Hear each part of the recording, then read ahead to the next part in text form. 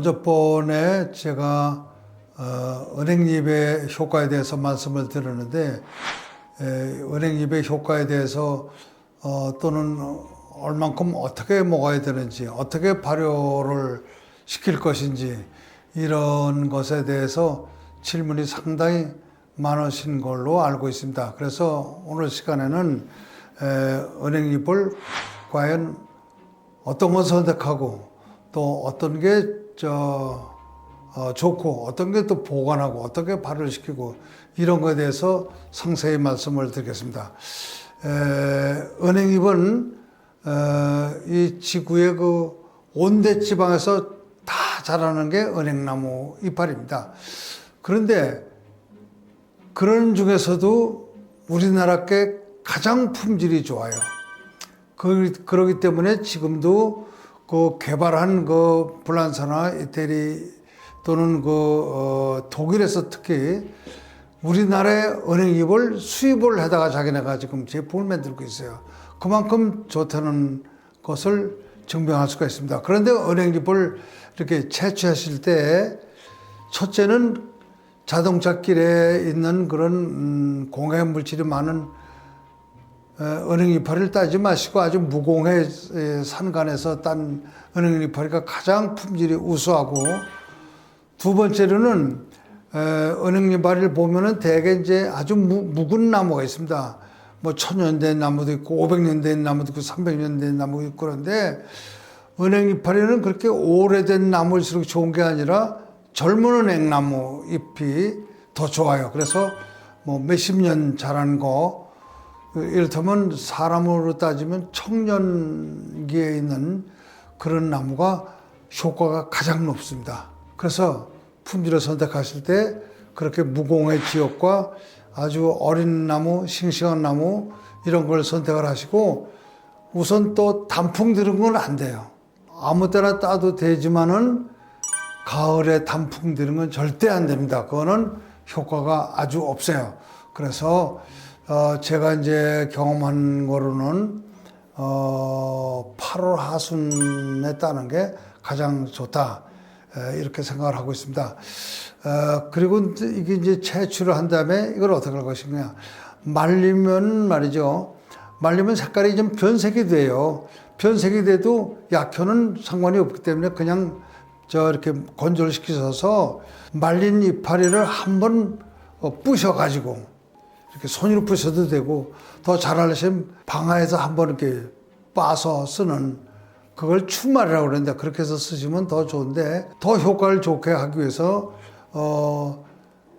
유산균 발효를 시키는 게 가장 좋습니다.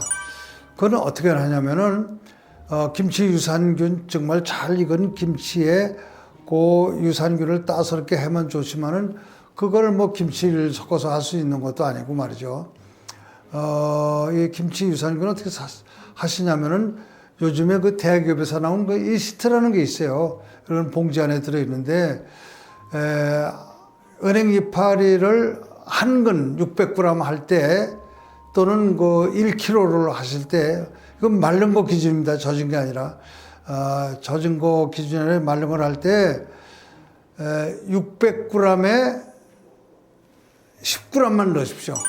봉지를 찢어서 10g 넣으시는데, 물은 대개 이제 그 물에 약의 한 배 정도 이렇게 넣고 이스트를 찢어서 이렇게 넣으시는데, 이걸 하루, 어떤 분은 오미자 같은 거 발효시킬 때 보시면 그냥 놓고 몇 달 놔두신 분인데, 그건 발효가 아닙니다.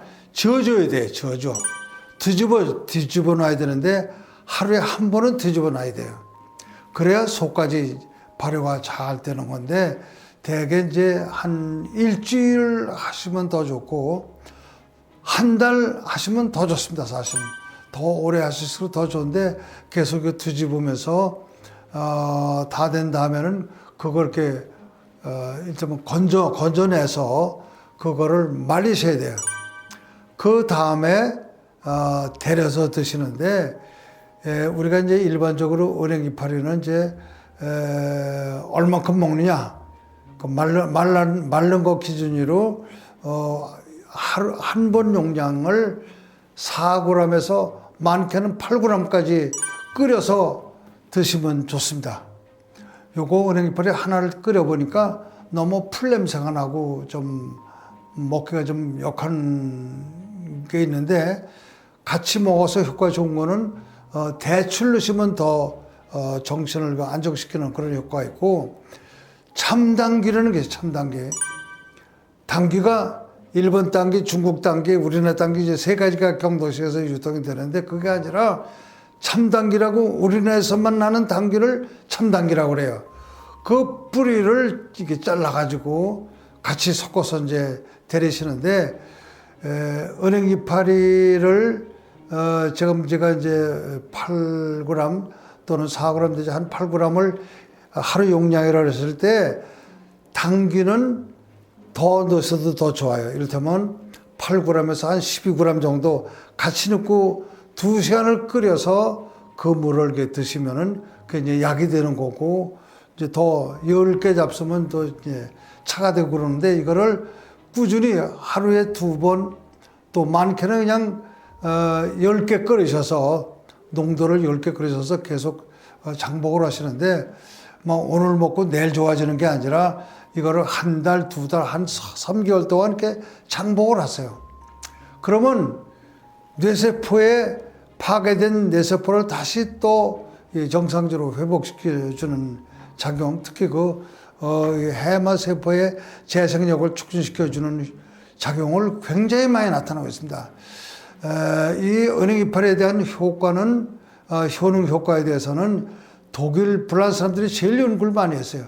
그게 전 세계로 퍼져서 지금 진코민, 기넥신 이거를 성인병 치료제로 이제 많이 지금 계속들 복용하고 계신데, 이 동양권에서는 은행나무에 대해서 전혀 알지를 못하고 쓰질 않았습니다. 은행 알만 썼지 이파리는 전혀 먹질 않았거든요. 그런데 서양 사람들이 그 개발한 것을 우리가 지금 거꾸로 말이죠. 그걸 갖다 써보니까 효과가 이렇게 굉장히 나타나는데, 저는 그 진코민이나 기넥신 성분은 은행 이파리 중에서 특수한 물질만 뽑아서 알약으로 이렇게 나와 있는 걸 먹게 되는데, 그것보다도 저는 그 은행 이파리 속에 그 알지 못하는 성분, 아직까지 과학적으로 밝혀지지 않은 물질을 복용하는 게 훨씬 더 임상 효과가 전 높다. 전 이렇게 환자를 보고 있습니다. 제가 이 은행 이파리에 대한 효능 효과에 대해서는 그 처음에 이제 미국에 뭐 한 25년 전에 가서 거기서 이제 그런 책자를 보고, 또 그걸 받아들여서 우리나라에 와서 이걸 환자한테 임상적으로 제가 이제 제일 먼저 활용을 하기 시작했는데, 그 후에 이제 보니까 이걸 굉장히 이제 중국에서도 이제 처방이 나오기 시작하고 뭐 그렇게 했는데, 하여간에 은행 이파리에 대한 그 임상 전체 효능을 쓰기 시작한 건 아마 제가 제일 처음이 아닌가. 또 그런 걸 보급한 공로가 저한테 있다고 좀 저는 자랑을 하고 싶은데, 실제 먹은 분들이 가벼운 치매 증상, 또 건망증, 또 집중이 떨어지고, 또 금방 들었다 잊어버리고, 또 머리가 아프고, 또 이렇게 기분이 좀 뭐 우울하고 이런 분들이 드셔봤더니 너무 기분이 좋다는 거예요. 머리도 맑아지고 기억력도 상당히 살아나고, 또 수험생들이 이걸 먹게 되면 집중력이 생기고요, 머리가 맑아지고 잠을 쫓을 수가 있어요. 수험생들이 많이 졸리잖아요. 잠을 충분히 못 자니까. 그런데 그럴 때 이거를 차로다 이렇게 한 잔 먹으니까 머리가 상쾌해지고 집중이 생기고 머리가 정리된다는 그런 수많은 사람들의 얘기를 들었기 때문에 제가 말씀드리는 거고, 저도 환자분들한테 이렇게 뇌질환에 있어서는, 특히 건망이나 치매 환자에 있어서는 이거를 빼놓지 않고 제가 임상적으로 쓰고 있습니다. 근데 여러분들 이걸 어떤 분들은 이게 환약으로 해서 들기를 원하시는 분도 있는데, 이거를 제가 아까 당귀하고 은행이파리를 같이 끓여서 잡수라고 그러는데 이거를 건조를 시켜서 말려가지고 꿀로 환약을 만들어서 장복을 하셔도 돼요. 아까 제가 말씀드린 용량같이 하루에 4g에서 8g 이거를 데려서 먹는 용량인데 이거를 환약으로 만들어서 그냥 드셔도 되는데 이건 뭐 어떤 분들 그래요. 어령이파리에 독이 많은데 왜 그렇게 먹게 하느냐 이런 분들이 있는데 제가 말씀드린 대로 끓여서 먹는다든지 또는 그 발효시켜서 분말로 만들어서 꿀로 환약을 해서 먹었을 때 그런 이를테면 유독한 성분들은 다 분해가 돼가지고 또 열에 의해서 파괴돼가지고 존재하지를 않습니다. 그렇기 때문에 오랫동안 장복을 하셔도 간에 또는 그 뇌세포에 또 콩팥이라든지 이런 데는 전혀 상관이 없고 안전성이 유지되고 있어요. 그래서 저는 90세 넘은 분이 그 치매 걸린 분인데 이거를 드셔가지고 지금 치매 증상이 없이 94세인데 어디 버스 타러 다니고 또 지하철도 타고 말이죠. 또 여러 가지 그 가사 일도 집중하시는 그런 걸 봤기 때문에 자신 있게 제가 권해드리는 바입니다.